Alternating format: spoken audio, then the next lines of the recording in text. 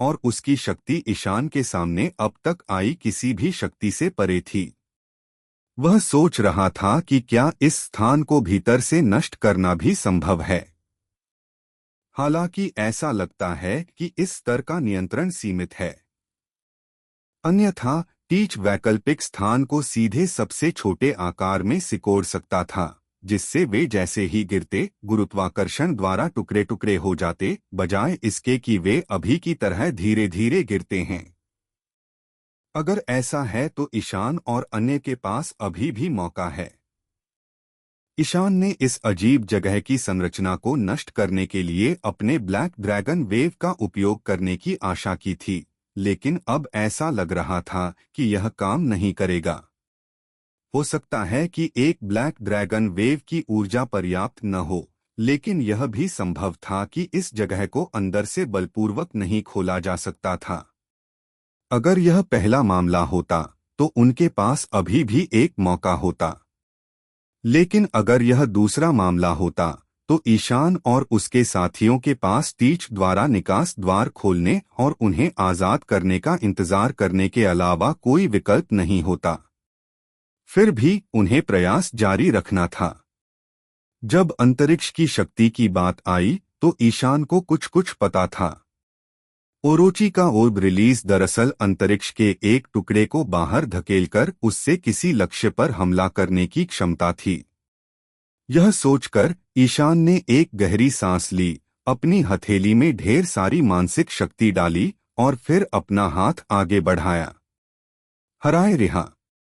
उन्होंने अपनी अधिकतम शक्ति का प्रयोग किया और सामान्य से कहीं अधिक बड़ा डिस्क जैसा अंतरिक्ष टुकड़ा ईशान द्वारा प्रक्षेपित किया गया।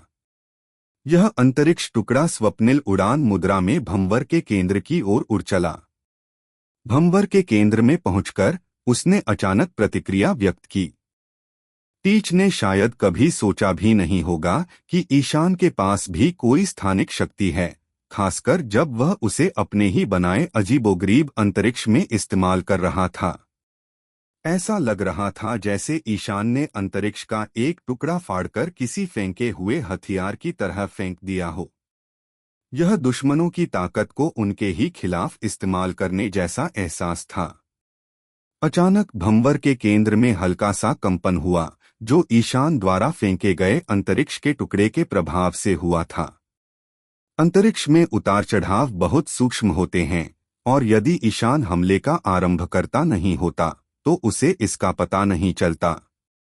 एक बार जब उसने इसकी प्रभावशीलता को महसूस किया तो इयान का उत्साह बढ़ा और उसने एक बार फिर अंतरिक्ष का एक और टुकड़ा बाहर धकेल दिया। उन्होंने जो स्थानिक कंपन महसूस किया वह बहुत हल्का था, लेकिन बाहर टीच को अचानक अपने शरीर में हल्का झटका महसूस हुआ और फिर अचानक उनके नथुनों से खून बहने लगा। क्या हो रहा है? टीच ने अपनी उंगलियों पर खून देखकर डर के मारे नाक पोंछते हुए कहा। दरअसल ब्लैक होल द्वारा निर्मित स्थान टीच के शरीर के भीतर था। यह अकैनस की मैग्मा फल क्षमता जैसा था, जहां उसका शरीर बहते हुए मैग्मा में बदल गया।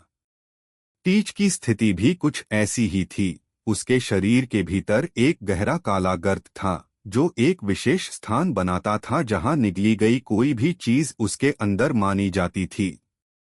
ईशान द्वारा भीतर से मचाया गया विनाश अंततः टीच के शरीर पर प्रतिबिंबित हुआ। इस घटना के पीछे के वैज्ञानिक सिद्धांत अज्ञात थे, लेकिन टीच को एहसास हो गया कि मुसीबत आने वाली है। उसने शुरू में सोचा था कि ईशान और बाकी लोग अंधेरे में समा जाने के बाद आसानी से नहीं मरेंगे, लेकिन मौजूदा स्थिति उसकी उम्मीदों से परे थी। उसे बिल्कुल भी अंदाजा नहीं था कि ईशान और बाकी लोग उसके ब्लैक होल को नुकसान पहुंचाने के लिए कौन से तरीके अपनाते हैं। टीच का शरीर फिर से कांप उठा और इस बार उसके मुंह और कान से भी खून बहने लगा। कैप्टन लैफाइट और अन्य लोग टीच की हालत देखकर भयभीत हो गए। उन्हें पता ही नहीं था कि क्या हो रहा है। ये तो बहुत बुरा है। मुझे इन्हें छोड़ना ही होगा, वरना मैं मर जाऊंगा। टीच पागलों की तरह चिल्लाया। जैसे ही उसने यह बात कही, उसके शरीर से एक धुंधली काली छाया उठी और लहराने लगी तथा बड़ी मात्रा में काली धुंध चारों दिशाओं में फैल गई, जिससे छेद खुल गया। खटखट। टिच की मुक्ति के साथ सबसे पहले जो चीज छाया से बाहर निकली वह थी बड़ी संख्या में इमारतें, लेकिन इस समय तक ये इमारतें पहले ही पत्थरों और लकड़ियों के अनगिनत टुकड़ों में बदल चुकी थीं। जैसे ही मलबा पारे की नदी की तरह बाहर निकला, वैन ऑगर और उसके दल ने अपने हथियारों पर अपनी पकड़ मजबूत कर ली। उनकी नजरें बढ़ती अराजकता पर टिकी थीं। टीच की निगाहें भी इस कोलाहल पर टिकी थीं और वह सोच रहे थे कि ईशान और उसके साथी इस तूफान से कैसे बाहर निकलेंगे। लेकिन तभी अचानक एक अजीब सी लपट उठी छाया की गहराई से। यह सफेद और काली आग का एक उलझा हुआ मिश्रण था, जो अपने रास्ते में आने वाली हर चीज को जलाता हुआ एक बहराकर देने वाली गर्जना के साथ जमीन पर गिर पड़ा। विस्फोट से हवा में झटके महसूस हुए और बढ़ती लपटें एक भीषण आग में बदल गईं, जिसने नजर आने वाली हर चीज को भस्म कर दिया। ब्लैकबियर्ड पायरेट्स इसकी भीषणता में फंस गए और उनकी चीखें आग की लपटों में दब गईं और विस्फोट की ताकत से पीछे हट गए। जैसे ही धुआं और लपटें छंटी, बंदरगाह शहर के ऊपर मशरूम जैसा बादल छा गया, जो उस भीषण युद्ध का प्रमाण था। यह एहसास होते ही कि टीच का डार्क होल पाथ खुल गया है, ईशान को तुरंत एहसास हो गया कि उसका हमला कामयाब हो गया है। लेकिन इस वैकल्पिक जगह में फंसे होने के कारण वे बाहर हो रही घटनाओं से अनजान थे। टीच और उसके साथियों द्वारा बिछाए गए किसी भी जाल में फंसने से बचने के लिए ईशान और आरव ने अपनी संयुक्त शक्ति का इस्तेमाल एक विनाशकारी नरक के साथ किया और उस घने काले होल से बाहर निकल आए। यह कहा जा सकता है कि जब टीच का सामना ईशान से हुआ तो उसे कई अप्रत्याशित चीजों का सामना करना पड़ा। क्या डार्क फ्रूट वाकई इतना शक्तिशाली है? यह वाकई शक्तिशाली है। डेविल फ्रूट उपयोगकर्ताओं को खींचने और उनकी शक्तियों को निष्क्रिय करने की क्षमता ही उसके ज्यादातर विरोधियों को परास्त करने के लिए पर्याप्त है। हालांकि जब उसने ईशान के खिलाफ इस चाल का इस्तेमाल किया तो उसे दुखद रूप से पता चला कि यह उस पर असर नहीं कर सकती, जिससे उसकी डार्क फ्रूट्स की आधी शक्ति बेकार हो गई। फिर उसने ब्लैक होल का इस्तेमाल करके ईशान और उसकी टीम को धुंधले अंतरिक्ष में निगल लिया। शुरुआत में यह एक अच्छी चाल जरूर थी, लेकिन बाद में यह दोधारी तलवार साबित हुई। यान की अंतरिक्ष में हेरफेर करने की क्षमता ने उन्हें फंसने और नष्ट होने से बचा लिया, जबकि टीच और उसकी टीम को बाहर की आग की पूरी मार झेलनी पड़ी। कहा जा सकता है कि ईशान के पास हर मोड़ पर टीच का मुकाबला करने के तरीके थे। विस्फोट के बाद टीच और उसका दल आग बुझाने की कोशिश में जमीन पर लौटने लगा, जबकि तेज धमाकों से उनकी हड्डियां चकनाचूर हो गईं और उनके कपड़े जलकर राख हो गए। अचानक हुए हमले से टीच अचंभित रह गया और समय पर अपना परिवर्तन जारी नहीं कर सका। टीच धधकती लौ से जूझ रहा था, इसलिए उसके पास मुक्ति को रद्द करने का समय नहीं था। इसी क्षण ईशान और उसकी टीम छाया स्थान से बाहर गिर गई। जब वे बाहर गिरे तो ईशान और उसकी टीम थोड़ी उलझन में पड़ गई। डोरोनी सबसे पहले नीचे गिरा और ईशान और आरव उसकी छाती पर गिर पड़े। फिर रीजू और ऋतु भी मैथ्यूज के साथ उसके पेट के बल गिर पड़े। पांचों डोरोनी पर गिरे और हालांकि उसकी त्वचा मोटी और मांस सख्त था, फिर भी वह काफी देर तक सांस नहीं ले सका। जब वे अचानक उस अत्यंत अंधेरे स्थान से बाहरी दुनिया में लौटे तो तीव्र प्रकाश ने ईशान और अन्य लोगों को परेशान कर दिया। वे एक पल के लिए अपनी आंखें खोलने में असमर्थ थे। सौभाग्य से ईशान ने इस स्थिति का पहले ही अनुमान लगा लिया था, इसलिए बाहर आते ही उसने तुरंत अपना एनफीड खोल दिया। आरव के साथ मिलकर उन्होंने अपना विनाशकारी हमला शुरू कर दिया, जिसने पूरे सिटी बंदरगाह को आग की लपटों में घेर लिया। बंदरगाह में खड़े जहाज नष्ट होकर मलबे में तब्दील हो गए, जबकि जमीन और आसमान आग और धुएं से धधक रहे थे। जलने की तीखी गंध हवा में फैल गई और विस्फोट का मलबा हवा में एक भयावह याद की तरह छा गया। ईशान अपने पैरों पर खड़ा हो गया और तलवार की मूठ पकड़कर खुद को संभाला। उसे अभी भी उनके बीच हुई हालिया लड़ाई का एड्रेनालाइन का उछाल और खाई में गिरने के बाद का डर महसूस हो रहा था। आरव भी धीरे धीरे रोशनी के साथ तालमेल बिठा रहा था। उसकी आंखें किसी भी खतरे के संकेत के लिए अपने आसपास की चीजों को देख रही थीं।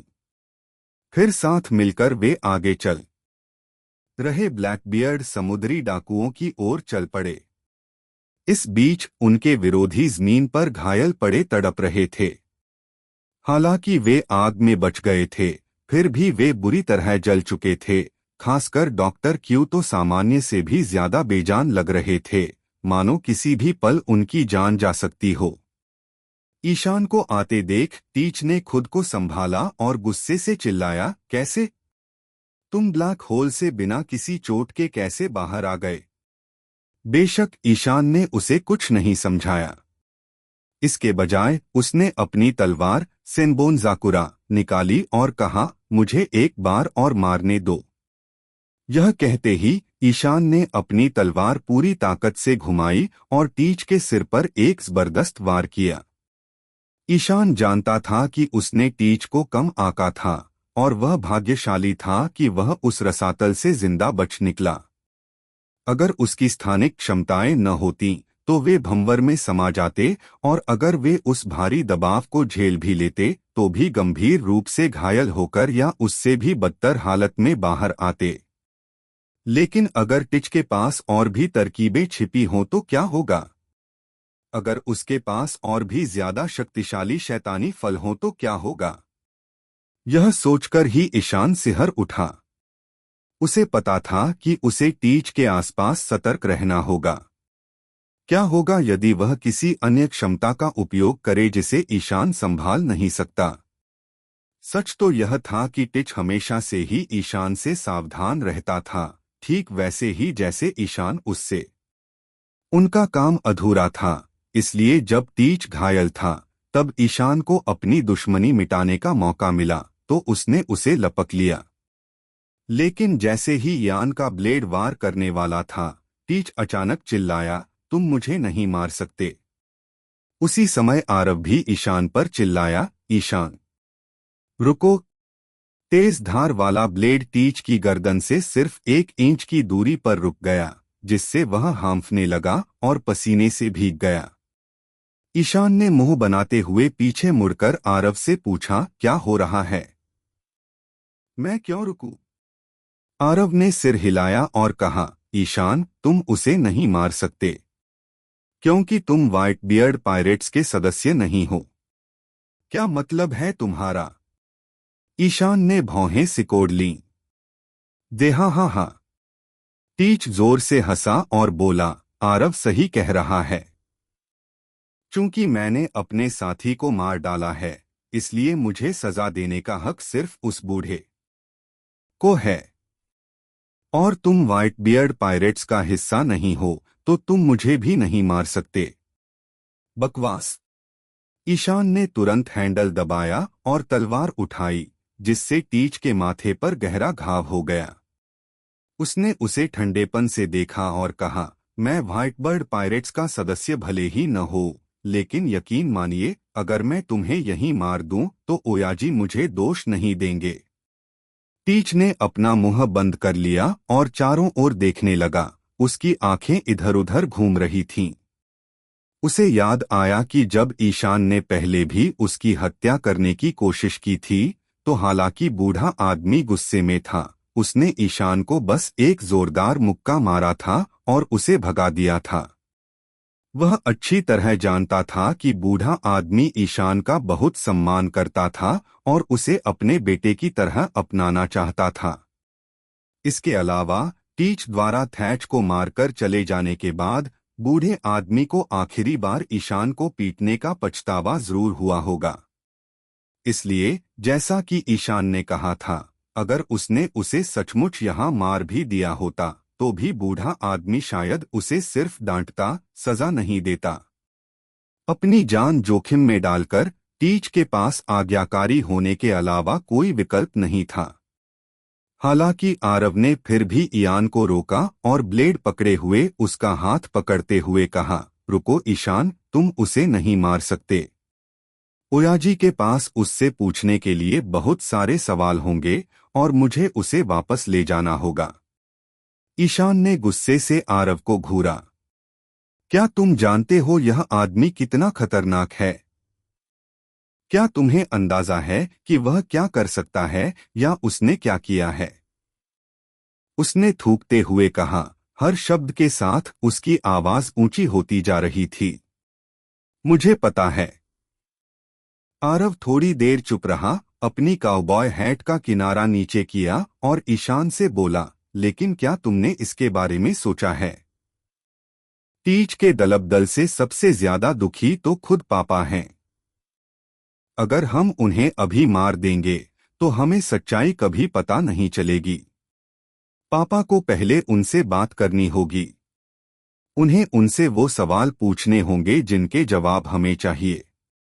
पापा, पापा, पापा।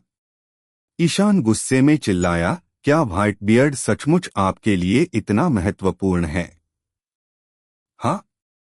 आरव ने ऊपर देखा, मुस्कुराया और ईशान से कहा, इस दुनिया में व्हाइट बियर्ड्स सिर्फ हमारे पिता नहीं हैं, वे उससे भी बढ़कर हैं। सिर्फ वे ही हैं जिन पर मुझे भरोसा है। सिर्फ वे ही हैं जिन्हें मैं पहचानता हूं। फिर वही पुरानी बात। ईशान इतना गुस्से में था कि किसी चीज पर जोर से मुक्का मारना चाहता था। उसे ऐसी सोच समझ में नहीं आ रही थी। हालांकि इस लड़के आरव की नजर इतनी दृढ़ थी कि वह टीच को वापस लेने के लिए दृढ़ था। ईशान ने अविश्वास में सिर हिलाया। तुम पागल हो, वह बुदबुदाया। तुम उसके लिए सब कुछ दांव पर लगा रही हो। ईशान कुछ देर चुप रहा, फिर बोला, ठीक है, तुम उसे वापस ले जा सकते हो, पर उसे पूरा वापस नहीं ले जा सकते। बोलने के बाद और आरव के प्रतिक्रिया देने से पहले ईयान के हाथ में सेनबोनजाकुरा अचानक प्रकाश की एक धारा में बदल गया और टीच के दाहिने कंधे से नीचे गिर गया। एक रोयेंदार हाथ ऊपर उठा और फिर टीच ने एक हृदय विदारक चीख निकाली। ईशान ने सीधे उसका एक हाथ काट दिया। जमीन पर लौट रहे टीच की तरफ देखते हुए ईशान आरव की ओर मुड़ा और बोला, मैं तुम्हें दो विकल्प देता हूं। या तो मैं तुम्हारे साथ चलूंगा और टीच को वापस ले जाऊंगा, या हम यहीं व्हाइट बियर्ड्स के समुद्री लुटेरों के आने और हमारी मदद करने का इंतजार करेंगे। मैं तुम्हें उसे अकेले वापस नहीं ले जाने दूंगा। इतिहास को दोहराने से रोकने के लिए ईशान ने आरव को ब्लैकबियर्ड समुद्री लुटेरों का पीछा करने में मदद की। वह आरव को टीच को अकेले वापस कैसे ले जाने दे सकता था? अगर रास्ते में कुछ हो गया तो क्या होगा? क्या उसकी सारी कोशिशें बेकार नहीं हो जाएंगी? इस प्रकार टीच की बाह को काटने का ईयान का निर्णय और उसके द्वारा दिए गए दो विकल्प सभी एहतियाती उपाय थे। आरव ईयान की चिंता समझ गया, लेकिन जब तक उसकी सांसें चल रही थीं, उसके पास विरोध करने का कोई आधार नहीं था। कुछ सोचने के बाद आरव ने कहा, मैं मनीष से संपर्क करूंगा और उसे अपनी टीम के साथ हमसे मिलने के लिए कहूंगा। बहुत अच्छा। ईशान ने सिर हिलाया। हालांकि उन्होंने ऐसा कहा, लेकिन किसी कारण से ईशान के दिल में बेचैनी की भावना बनी रही, जैसे उसने कुछ महत्वपूर्ण बात को अनदेखा कर दिया हो। अगला अध्याय मेरे पैट्रियन पेज पर निःशुल्क सार्वजनिक है। पोस्ट 80929559। ईशान को यह नहीं पता था कि जिस समय उसने टीच की बाह काटने के लिए अपना ब्लेड घुमाया, बंदरगाह के ऊपर आसमान से एक आकृति इस दृश्य को देख रही थी। इस आकृति ने खुले गले वाली फूलों वाली कमीज, ऊंची टोपी और हाथ में बेंत पकड़ी हुई थी। उसके चेहरे के भाव कोमल और स्त्रैण थे। यह ब्लैकबियर्ड पायरेट्स का लाफिटे के अलावा और कौन हो सकता था? यद्यपि वह अपनी भुजाओं को पंखों में बदलकर आकाश में उड़ रहा था, लेकिन आश्चर्यजनक रूप से ईशान और उसके साथियों की नजरों में ब्लैकबर्ड पायरेट्स के सभी 5 सदस्य घायल और असहाय होकर जमीन पर पड़े थे। आखिर क्या हो रहा था? ईशान को बेरहमी से तलवार घुमाते देख लाफित्ते कांप उठा और फुसफुसाया, कैप्टन सही कह रहे थे। यह काला ड्रैगन ईशान उससे सचमुच दिलोजान से नफरत करता है। खुशकिस्मती से मैंने हमारी योजना के बीज पहले ही बो दिए हैं, उन्हें जरा भी शक नहीं होगा। अब मेरे लिए अपना मिशन पूरा करने का समय आ गया है। बोलने के बाद लाफिट ने बिना पीछे देखे अपने पंख फैलाए और दूर की ओर उड़ गया। जैसे ही ईशान और आरव ने ब्लैकबर्ड पायरेट्स के सदस्यों को रस्सियों से बांधा, डॉक्टर क्यू ने अपनी बेजान शक्ल के बावजूद कमजोरी से अपना सिर उठाया और बुदबुदाया, किसी व्यक्ति की कीमत का पैमाना भाग्य ही होता है। फिलहाल भाग्य आपके पक्ष में हो सकता है, लेकिन इसका मतलब यह नहीं कि हमने अपनी कीमत खो दी है।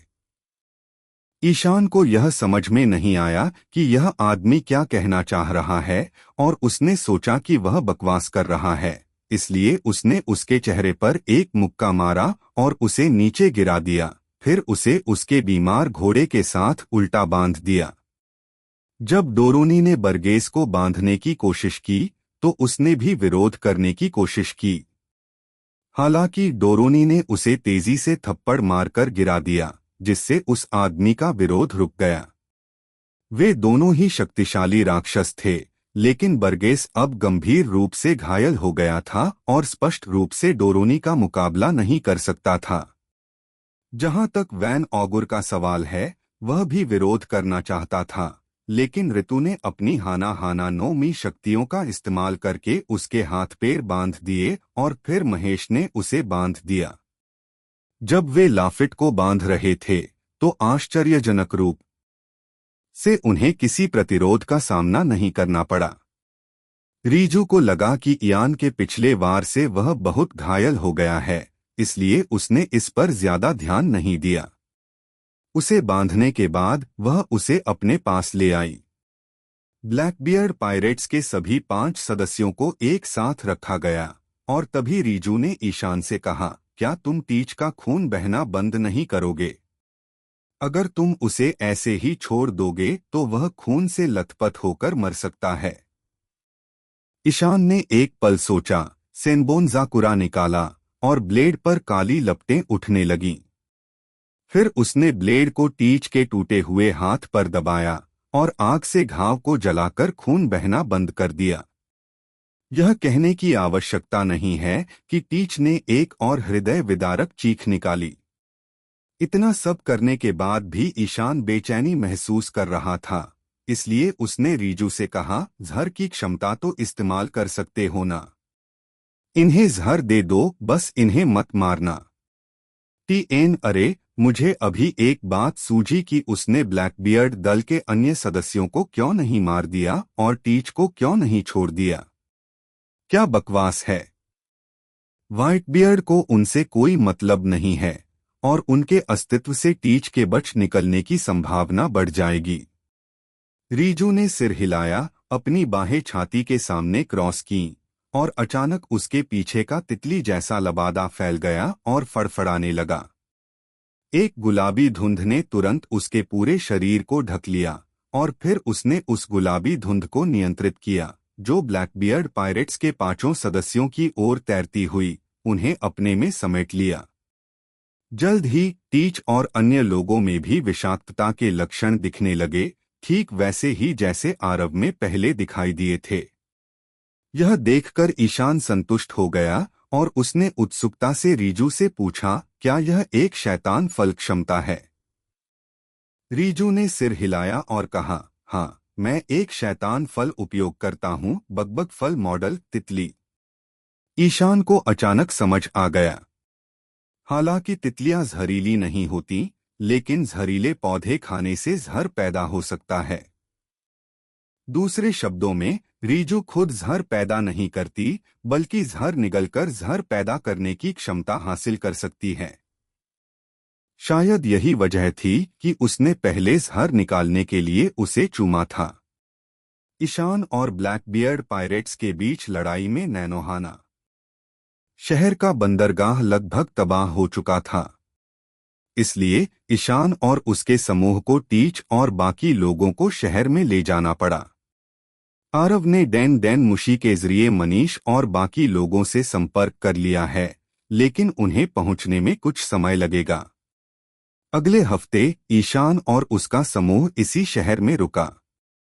इस समय तक स्ट्रॉ हैट समुद्री डाकू अलाबस्ता की राजधानी में पहुंच चुके थे।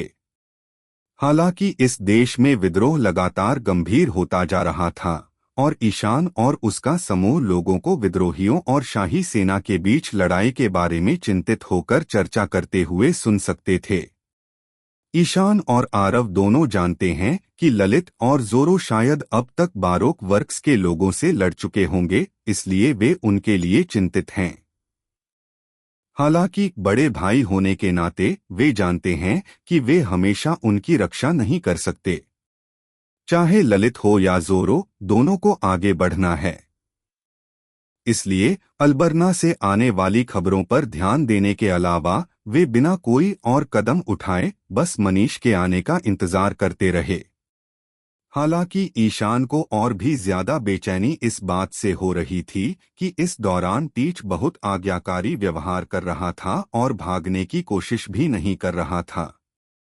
यह अच्छी बात होनी चाहिए थी, लेकिन ईशान, जो उसे असली रूप में जानता था, उसे लगा कि यह आदमी अजीब तरह से व्यवहार कर रहा है और कुछ तो गड़बड़ है। वह पहले भी उसके खिलाफ लड़ चुका था और पहली बार व्हाइटबियर्ड पायरेट्स जहाज पर। हालांकि टीच के कोने में फंसने और हताश होने का एक कारण यह भी हो सकता था, लेकिन उसे यह स्वीकार करना पड़ा कि उसके पास असाधारण शारीरिक क्षमताएं थीं। जब टीच का आखिरी मुक्का इयान के शरीर पर लगा तो उसने उसके पीछे छिपी अपार शक्ति को महसूस किया था। खासकर यह देखते हुए कि आरव, जिसे ईशान अच्छी तरह जानता था, हाथापाई में भी बेहद कुशल था। यह सर्वविदित था कि आरव ने पहले भी मूल कहानी में टीच को अकेले ही पकड़ने की कोशिश की थी और वह उससे हार गया था। दूसरों के शरीरों को नियंत्रित करने की टीच की शैतानी क्षमता के अलावा यह संभवतः टीच के उत्कृष्ट युद्ध कौशल के कारण था। और फिर भी ईशान इस भावना से छुटकारा नहीं पा सका कि कुछ ठीक नहीं था। टीच के असामान्य व्यवहार के कारण ईशान उससे अधिकाधिक सावधान रहने लगा। कभी कभी तो वह ऐस के मिशन पर विचार किए बिना उसे सीधे मार डालने के बारे में भी सोचने लगा। टीच को इयान की हत्या की नीयत साफ तौर पर महसूस हो गई थी, इसलिए इस दौरान उसने ईशान को अकेले अपनी रखवाली करने नहीं दिया। वह लगातार आरव को अपने आसपास ही रहने देने की मांग करता रहा। आरव की उपस्थिति में ईशान जल्दबाजी में टीच को नहीं मार सकता था, इसलिए उसे समय का इंतजार करना पड़ा। इस बीच असली लाफिट पहले ही उस स्थान पर पहुंच चुका था जिससे ईशान काफी परिचित था। यह रेड लाइन मरीन फोर्ड में मरीन मुख्यालय का स्थान है। जब लाफिटे प्रकट हुआ तो समुद्री सुरक्षा कर्मियों ने उसे तुरंत देख लिया और अनगिनत बंदूकें उस पर तान दीं। लेकिन लाफिट ने शांतिपूर्वक उतरकर अपने पास आए कर्नल से कहा, यदि संभव हो तो कृपया मुझे फ्लीट एडमिरल सेंगोकू से मिलने का अवसर प्रदान करें। मरीन कर्नल ने लाफिट को सावधानी से देखा और उसे कई बार गौर से देखने के बाद कहा, यह नामुमकिन है। एक अनजान मूल का समुद्री डाकू फ्लीट एडमिरल से कैसे मिल सकता है? सिपाहियों, उसे गिरफ्तार करो। जैसे ही सैनिक उस पर झपटने वाले थे, लाफिट मुस्कुराया और बोला, क्या इससे कोई फर्क नहीं पड़ता कि यह व्हाइटबियर्ड समुद्री डाकुओं से संबंधित है? मरीन कर्नल अचंभित रह गया और उसने अपने आदमियों को लाफिट को गिरफ्तार करने से रोक दिया। उसे अपने कानों पर यकीन नहीं हुआ और उसने पूछा, तुमने अभी क्या कहा? इससे पहले कि लाफिट जवाब दे पाता, अचानक ऊपर से एक आवाज आई जिसमें कहा गया, उसे आने दो। पीछे मुड़कर कर्नल ने देखा कि सेनगोकू टावर के ऊपर से उन्हें देख रहा है, इसलिए उसे जाने देना पड़ा। लाफिट को अंततः सेनगोकू से मिलने का अवसर मिला, बेशक समुद्री एडमिरल अकैनो की निगरानी में। अच्छा बताओ तुम कौन हो? सेनगोकू ने लाफिट से पूछा। मुझे अपना परिचय देने दीजिए। मैं लाफित्ते हूँ, ब्लैकबियर्ड पायरेट्स का नाविक। लाफित्ते ने अपनी आर्किड उंगली से अपनी टोपी उठाई और फ्लीट एडमिरल को प्रणाम किया। मैं यहाँ एक ऐसे उम्मीदवार की सिफारिश करने आया हूँ जो मरीन के लिए शिचिबुकाई के रिक्त पद को भर सके। तुम्हें किसी की सिफारिश करने की जरूरत नहीं है। सेनगोकू ने अधीरता से हाथ हिलाया। शिचिबुकाई के पदों को भरने के लिए मरीन की अपनी अलग जरूरतें होती हैं। तुम्हें, एक समुद्री डाकू को, इसकी चिंता करने की जरूरत नहीं है। हालांकि लाफिट ने शांति से कहा, इतनी जल्दबाजी मत करो सर। मैं जिस उम्मीदवार की सिफारिश करना चाहता हूं, वह मेरे कैप्टन मार्शल डी टीच हैं, जिन्हें ब्लैकबियर्ड के नाम से भी जाना जाता है। मुझे यकीन है आपने उनके बारे में सुना होगा। तभी उसके बगल में बैठा साकाजुकी बोल पड़ा। उसने व्यंग्यात्मक लहजे में कहा, आह, तो यह वही छोटा बदमाश समुद्री डाकू निकला जो व्हाइटबियर्ड पायरेट्स से अलग हो गया था। और तुम उसे शिचिबुकाई बनने की सलाह दे रहे हो? क्या तुम पागल हो गए हो? लाफिटे ने बस अपनी बेंत घुमाते हुए हंस दिया। हाँ हाँ हाँ, यकीन मानिए, यह उम्मीदवार पक्का है, क्योंकि जल्द ही हमारा कैप्टन पूरी दुनिया में अपना नाम बना लेगा। सेनगोकू और साकाजुकी ने लाफिट के आत्मविश्वास भरे चेहरे को देखा और भौहें सिकोड़ते हुए पूछा, तुम्हारा क्या मतलब है? अब मेरे कप्तान ब्लैकबियर्ड को पकड़ लिया गया है, लाफिट ने शांति से कहा। और किसी ने नहीं, बल्कि कुख्यात जोड़ी ब्लैक ड्रैगन ईशान और पोर्टगास डी आरब ने। सेनगोकू और साकाजुकी यह सुनकर दंग रह गए। उन्हें समझ नहीं आया कि लाफिटे के ऐसा कहने का क्या मतलब था। हालांकि उनके पूछने से पहले ही लाफिट ने आगे कहा, हालांकि उसे पकड़ लिया गया था, लेकिन मैं यही कहना चाहता हूं कि मेरे कप्तान ने जानबूझकर ऐसा किया था, क्योंकि आगे आरव उसे व्हाइटबर्ड पायरेट्स के पास वापस भेज देगा, जो उसकी योजना का ही एक हिस्सा है। अरे यार, आखिर तुम हमें क्या बताने की कोशिश कर रहे हो?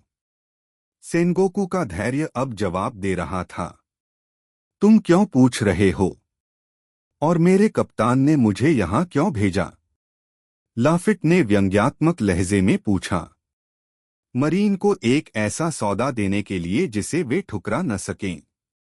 ब्लैकबियर्ड पायरेट्स व्हाइटबियर्ड पायरेट्स को खत्म करने में मरीन की मदद करेंगे, और बदले में मरीन हमारे कप्तान को 7 सरदारों में से एक के रूप में अपने प्रतिष्ठित पद पर शामिल करने का वादा करते हैं। ओह, व्हाइटबर्ड पायरेट्स को कुचलने का मौका। सेनगोकू और सकाजुकी ने एक दूसरे की तरफ देखा, आखिरकार कुछ दिलचस्पी दिखाई। उन्होंने लाफिट से पूछा, तुम असल में क्या करने की योजना बना रहे हो? अगला अध्याय मेरे पैट्रियन पेज पर निःशुल्क सार्वजनिक है। पोस्ट 81100285। 10 दिनों से अधिक समय तक इंतजार करने के बाद ईशान और उसके समूह को जो पहली खबर मिली वह यह थी कि अलाबस्ता में विद्रोह समाप्त हो गया था। स्ट्रॉ हैट पायरेट्स की मदद से राजकुमारी विवी ने बारोक वर्क्स की साजिश को सफलतापूर्वक उजागर किया और भारी बारिश के बावजूद विद्रोहियों और राजा की सेना के बीच गर्मागर्म लड़ाई को रोकने में कामयाब रही। मगरमच्छ सचमुच टूट गया था।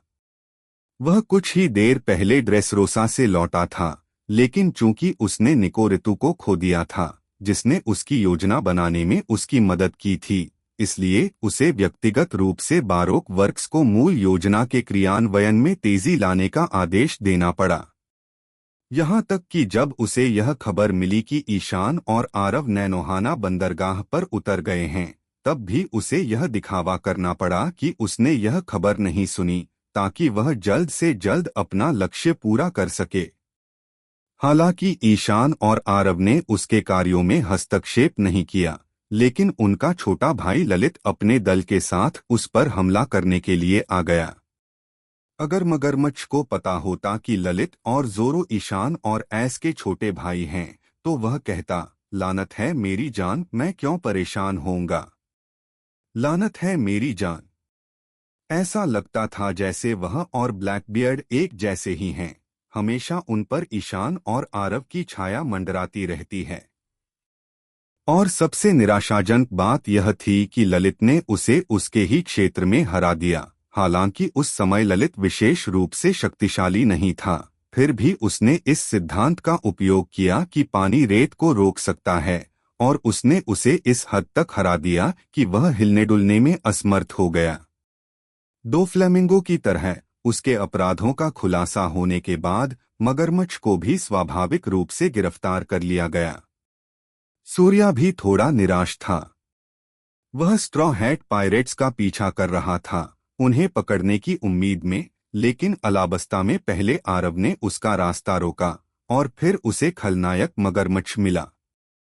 अपनी न्यायप्रियता के कारण सूर्या पहले मगरमच्छ को ही पकड़ सका।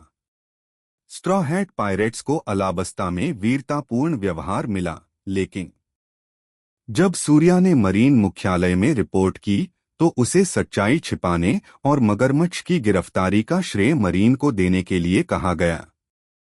सूर्या में कुछ ईमानदारी थी, लेकिन चूंकि उसने इसमें कोई योगदान नहीं दिया था, इसलिए उसने इसका श्रेय लेने से इनकार कर दिया। मूल कथानक की तरह मरीन मुख्यालय ने हिना को, जो सूर्या के समान पद पर थी, क्रोकोडाइल के अनुरक्षण में सहायता के लिए भेजा। जब हिना को पता चला कि स्ट्रॉ हैट समुद्री डाकू हिना से भागने की योजना बना रहे हैं, तो उसने तुरंत अपने बेड़े के साथ उनका पीछा किया और उन्हें भी गिरफ्तार करने की तैयारी कर ली। हालांकि स्ट्रॉ हैट समुद्री डाकुओं का पीछा करते समय एक और बेड़ा दिखाई दिया।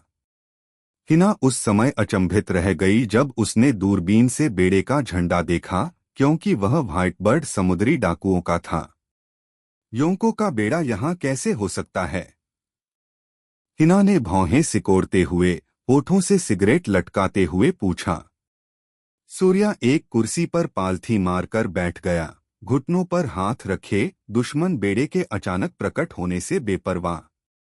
ईशान और पोर्टगैस डी आरव अभी अलाबस्ता में हैं। व्हाइटबियर्ड पायरेट्स उन्हें लेने जरूर यहाँ आए होंगे, उसने जवाब दिया। ईशान। हिना अपने पुराने दोस्त का नाम सुनकर हैरान रह गई। वो भी अलाबस्ता में है। तुमने मुझे क्यों नहीं बताया? तुम्हें बताने का क्या मतलब है? क्या तुम उसे पकड़ सकती हो? सूर्या ने उसे व्यंग्यात्मक नजरों से देखा। वह और आरव ब्लैकबर्ड पायरेट्स का पीछा करने आए थे। मुझे खुशी है कि उन्होंने मगरमच्छ को पकड़ने में हमारी मदद नहीं की। हिना को उसे छोड़ना पड़ा और उसने अपना ध्यान पास आ रहे व्हाइटबियर्ड पायरेट्स पर लगाया। हमें क्या करना चाहिए? स्ट्रॉ हैट्स अपनी फॉर्मेशन में आने ही वाले हैं। क्या हमें अब भी उन पर गोली चलानी चाहिए? तुम किससे पूछ रहे हो? मुझसे। मुझे व्हाइटबर्ड पायरेट्स से लड़ने में कोई आपत्ति नहीं है, लेकिन मुझे नहीं लगता कि तुम उस तरह की जिम्मेदारी उठा पाओगे। सूर्या ने रूखेपन से जवाब दिया। हिना उसकी बात से नाराज हो गई थी। क्या वह उसे दोष देने की कोशिश कर रहा था? गोलीबारी बंद करो। उसने स्ट्रॉ हैट पायरेट्स को बख्शने का सख्त फैसला लेते हुए आदेश दिया। उन्होंने स्ट्रॉ हैट पायरेट्स को व्हाइटबियर्ड पायरेट्स की टुकड़ी के बीच से गुजरते हुए देखा। उफ, ये तो बहुत मुश्किल था, लेकिन हम जिंदा बच गए। मेरी गो पर जोरो और नैना ने राहत की सांस ली। उन्होंने अपने छोटे से जहाज के दोनों ओर विशालकाय जहाजों को देखा। वाह, ये तो बहुत बड़े हैं। ये किस तरह के जहाज हैं? नैना ने जोर से सोचा। स्ट्रॉ हैट पायरेट्स ने हाल ही में ग्रैंड लाइन में प्रवेश किया था, इसलिए वे व्हाइट बियर्ड पायरेट्स के झंडे को पहचान नहीं पाए। उन्हें बस इतना पता था कि इस समुद्री डाकू दल के प्रकट होने के बाद मरीन ने उनका पीछा करना बंद कर दिया और वे इस बेड़े से सावधान हो गए। तभी दाईं ओर विशाल व्हेल जैसे जहाज के डेक पर एक आकृति दिखाई दी। यह सुनहरे अनानास जैसे सिर वाला एक आदमी था। उसने स्ट्रॉ हैट पायरेट्स की ओर देखा और कहा, अरे, तुम लोग भी एक समुद्री डाकू दल हो। क्या तुम्हें पता है कि नैनोहाना शहर पहुंचने के लिए किस दिशा में जाना है? नैनोहाना शहर? नैना ने तुरंत जवाब दिया, तुम्हें दक्षिण पूर्व की ओर जाना होगा और द्वीप का चक्कर लगाना होगा। शुक्रिया सुंदरी। अनानास का सिर तुरंत गायब हो गया। यह व्यक्ति स्वाभाविक रूप से मनीष ही था, जो आरव को लेने आया था। हालांकि उसने बस रास्ता पूछा था, फिर भी स्ट्रॉ हैट पायरेट्स और व्हाइट बियर्ड पायरेट्स के बीच यह पहली मुठभेड़ थी। जब व्हाइट बियर्ड पायरेट्स जहाज मेरीगो के पास से गुजरे तो जहाज पर सवार एक व्यक्ति ने भय के कारण अपने माथे से पसीना पोंछते हुए कहा, यह वास्तव में भाग्यशाली था। इस व्यक्ति ने एक अजीबोगरीब पोशाक पहनी हुई थी। उसके सिर पर 2 फूल और चेहरे पर अजीब सा मेकअप था। उसने एक कमीज पहनी हुई थी जिस पर पीछे ओकामा का रास्ता लिखा था और जूते हंसों की गर्दन जैसे दिख रहे थे। यह मिस्टर 2 था, जो बारोक वर्क्स से भाग निकला था। अगर व्हाइट बियर्ड पायरेट्स न आते तो मिस्टर 2 शायद ललित और उसके साथियों को भागने में मदद करते और खुद लफी के रूप में बदल जाते। आखिरकार उन्हें हिना और सूर्या ने इम्पेल डाउन में पकड़कर कैद कर लिया होता। हालांकि अब किस्मत के फेर में मिस्टर 2 शायद स्ट्रॉ हैट पायरेट्स में शामिल होने वाले थे। इस बीच मनीष और उसके दल का सामना हिना और स्मोकर की समुद्री सेना से हुआ। 4 सम्राटों में से एक होने के नाते व्हाइट बर्ड समुद्री डाकू नौसैनिकों से नहीं डरते थे। जब उन्होंने हिना और उसके दल को देखा तो जहाज पर सवार कई समुद्री लुटेरों ने सीटी बजाई, यह देखकर हैरान रह गए कि उनके बीच इतनी खूबसूरत अधिकारी थी। हालांकि हिना को इस व्यवहार से घृणा हुई, फिर भी उसने अपना गुस्सा दबाया और उनके गुजर जाने का इंतजार किया। जिन समुद्री डाकुओं को वे पकड़ नहीं पाए, उन्हें देखना कई नौसैनिकों के लिए यातना थी, क्योंकि उनके मन में न्याय की अवधारणा अंकित थी। हालांकि मनीष को पता था कि मरीन का यह बेड़ा उस छोटे समुद्री डाकू जहाज का पीछा कर रहा था जो अभी अभी गुजरा था। इसलिए अपने साथी समुद्री डाकुओं को इशारा करते हुए व्हाइट बियर्ड समुद्री डाकू जानबूझकर समय लेकर गुजरे ताकि दूसरे समूह को थोड़ी छूट मिल सके। जब तक वे रवाना हुए, स्ट्रॉ हैट समुद्री डाकुओं के जहाज बहुत दूर निकल चुके थे और हिना और सूर्या उनका पीछा नहीं कर पाए। हिना और सूर्या मन ही मन कोस रहे थे, तभी अचानक एक असमय हंसी की आवाज आई। क्या यही वो न्याय है जिस पर मरीन गर्व करते हैं? यह कोई और नहीं बल्कि क्रोकोडाइल था, जिसे सीस्टोन की हथकड़ियों से जकड़ा गया था और डेक पर पीठ के बल लेटा हुआ पहरा दे रहा था। उसके बगल में मिस्टर 1, जिसे डैश बोन्स के नाम से भी जाना जाता है, था, जो क्रोकोडाइल का उतना ही वफादार था और उसे भी गिरफ्तार कर लिया गया था। हिना के नेतृत्व वाले बेड़े के अन्य जहाजों में भी बारोक वर्क्स के अन्य सदस्य हिरासत में थे, जिससे मिस्टर 2 को छोड़कर पूरा संगठन लगभग नष्ट हो गया। मगरमच्छ के ताने सुनकर हिना खुद को रोक नहीं पाई और उसके पास जाकर उसके पेट में जोर से लात मार दी। वह चिल्लाई, चुप रहो। तुम्हारे जैसे अपराधी को मरीन को अपना काम करने का तरीका सिखाने का कोई हक नहीं है।